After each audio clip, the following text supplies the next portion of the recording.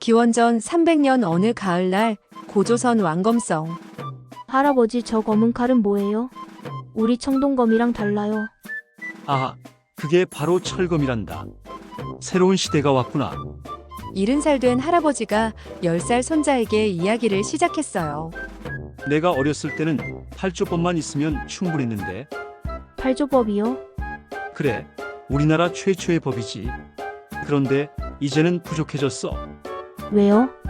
자, 내가 천천히 이야기해 줄게. 우리나라가 얼마나 변했는지. 손자야, 내 할아버지의 할아버지 때는 말이야. 그때 고조선은 작고 단순한 나라였어. 마을이 몇 개 모인 정도. 사람들은 대부분 농사꾼이었지. 팔조법으로도 충분했던 이유는 이렇단다. 인구도 몇만 명 정도. 직업 역시도 농부 90%, 나머지 10%. 거래 방법은 물물 교환이 전부였단다. 그러니까 분쟁의 종류다 단순하게 땅이나 곡식 문제가 전부였지. 그런 이유에서 그때는 8개 법만 있어도 됐어. 살인은 1조로 판결 내리고 폭행 사건은 2조로 해결하면 되었지. 도둑놈은 3조에 적용하면 깔끔했던 시절이었지. 매일 아침 마을 촌장이 외쳤어요. 오늘도 팔조법을 지키며 살자. 청동 농기구로 농사짓고 비파 형동검은 제사 때만 꺼내고 거친 무늬 거울로 하늘에 기도하고. 그땐 정말 평화로웠지. 어느 날 중국 연나라 상인이 왔어요. 이것 좀 보시오. 철로 만든 칼이요. 챙그랑 서로 부딪히는 소리가 났어요. 청동검과 철검이 부딪혔는데 청동검이 부러졌어요. 어떻게 이런 일이?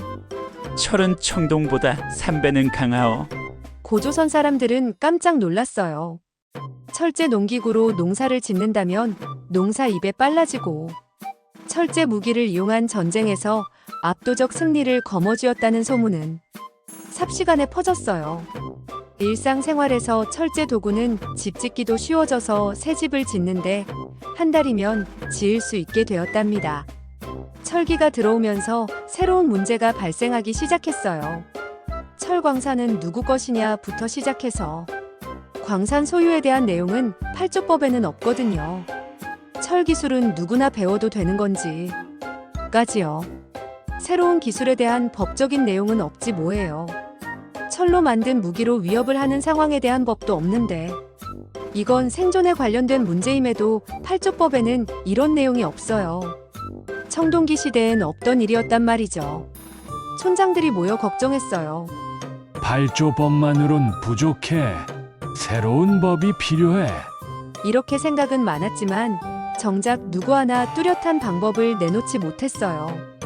이런저런 상황 속에서 고조선에선 고조선식 철기 제작이 시작되었지요. 중국과는 다른 방식으로 말이에요. 중국은 주조 방식으로 녹여서 거푸집과 같은 틀에 부어 제작했다면 고조선은 단조 방식으로 불에 달군 철을 두드려서 만들기 시작했어요. 이 방법은 더 강하고 탄력적이고 견고했죠. 이때 세탈의 무늬토기가 새로 등장하기 시작했어요. 철기 시대가 되면서 토기도 변했어요. 할머니, 이 토기 무늬가 특이해요. 타래처럼 둥글둥글 감긴 무늬지. 이처럼 동글동글 감긴 무늬를 미송리식 토기로 세탈의 무늬토기라고 해요. 단순하고 단아했던 그릇들을 다시 화려하게 장식하게 되면서 사람들은 생각하게 됩니다. 여유가 생기니 예술도 발전하는구나. 이때 명도전이라는 화폐가 등장하는데요. 이 명도전이 화폐 경제의 시작을 알리게 됩니다. 전에는 쌀 한 가마로 닭 10마리와 맞바꿀 수 있었는데 이제는 명도전 5개로 닭 10마리를 살 수 있게 되었어요. 이 화폐 덕분에 복잡해지고 더 편리해진 사회로 발전하게 됩니다. 인구도 급증하게 되는데 이는 철제 농기구로 식량이 증산되면서 직업 역시도 다양화되게 됩니다. 예를 들면 철장인, 상인, 군인 등등 말이죠. 국제무역은 더욱 활발해졌고 빈부격차는 점차 심화되었죠. 팔조법으론 정말 안 되겠네요. 그래서 60조법으로 늘어납니다. 이즈음 위만의 등장과 법의 진화가 이루어지는데 때는 기원전 194년이에요. 연나라 출신 위만이 우리나라 역사 속에 등장하게 되는데요. 위만은 누구예요? 중국 연나라에서 망명한 장군이었지. 위만은 망명자 1000명을 데리고 왔어요. 그들은 모두 철기 전문가들이었죠. 준왕은 말했어요. 당신들을 받아주겠소. 대신 서쪽 국경을 지켜주시오. 위만 역시 감사합니다. 하지만 위만은 철기 군대로 쿠데타를 일으켰어요. 위만은 본인이 왕좌의 주인임을 선포하게 되죠. 나는 고조선 왕이다. 고조선식으로 다스리겠다. 고조선 옷 입기. 고조선 신화 유지. 팔조법 존중하지만 새로운 법 추가해서 통치하겠다. 이것이 60조법으로 확대되는 계기가 됩니다. 8조법을 기본으로 철 생산 규정, 무역 관세법, 화폐 사용법, 군사 징집법, 토지 소유법 등등 을 합쳐서 60조법. 와, 법이 엄청 복잡해졌네요. 맞아요. 사회가 복잡해진 만큼 법률도 더 복잡해졌죠. 이렇게 위만 조선은 철기 시대에 완성시키는데 이때는 대략 기원전 150년경입니다. 위만의 손자 우거왕 시대는 고조선은 철기 무역의 핵심이 되는 시기이기도 해요. 중국 한나라는 고조선을 통해 진번, 임둔, 예맥과 같은 나라와 무역을 하게 되는데 이를 철기 중개무역이라고 한답니다. 철이 만든 새로운 문화로는 세형동검 탄생. 청동은 예술품이나 장식용으로 이용되며 가늘고 날렵한 청동검, 실제 철제 농기구 세트로 실생활에 이용하게 되죠. 쟁기, 낫, 호미, 괭이, 농업 생산력 3배 증가의 쾌거를 이루게 돼요.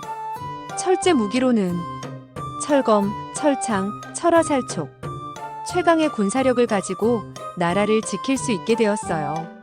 하지만 한나라와의 갈등은 계속 이어졌죠. 그런데 왜 한나라랑 싸웠어요? 우리가 너무 강해졌거든. 고조선이 중개무역 독점하자 한나라가 화났어. 한나라는 직접 거래하게 해달라 라고 떼를 썼고 우리는 안 된다고 꼭 우리를 통해서 무역하라고 했지. 결국 전쟁이 일어난 거야. 이 일로 고조선은 최후를 맞이하게 되지만 우리들이 기록하고 기억해야 할 것도 많아요. 이때는 기원전 108년이랍니다. 1년간의 저항이란 제목으로 우리나라가 한나라에 저항하게 된 일이 있는데 이 시작은 중국의 한무제가 대군을 보낸 일부터랍니다. 하지만 왕검성은 1년이나 버텼어요. 철 성벽이 있었거든. 철로 성을 쌓았어요? 그만큼 철이 많았다는 거지. 하지만 결국엔 내부 배신으로 멸망하게 됩니다.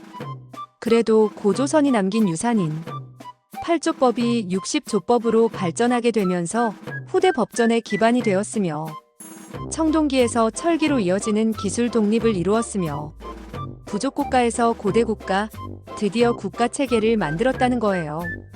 그래도 고조선이 없어진 게 슬퍼요. 하지만 보렴, 그 정신은 계속 이어졌단다. 부여가 이어받고 고구려가 계승하고 우리에게까지 전해졌지. 법치주의 정신과 독자적 문화 자부심, 새로운 것을 우리식으로 새롭게 개편하고 발전시킬 수 있다는 저력까지도 기록으로 남았으니 말이다. 손자가 물었어요. 할아버지, 우리도 변화를 두려워하지 말아야겠죠? 그래, 하지만 우리의 정신은 지키면서 말이다. 청동에서 철로, 8조에서 60조로 변화를 수용하되 주체적으로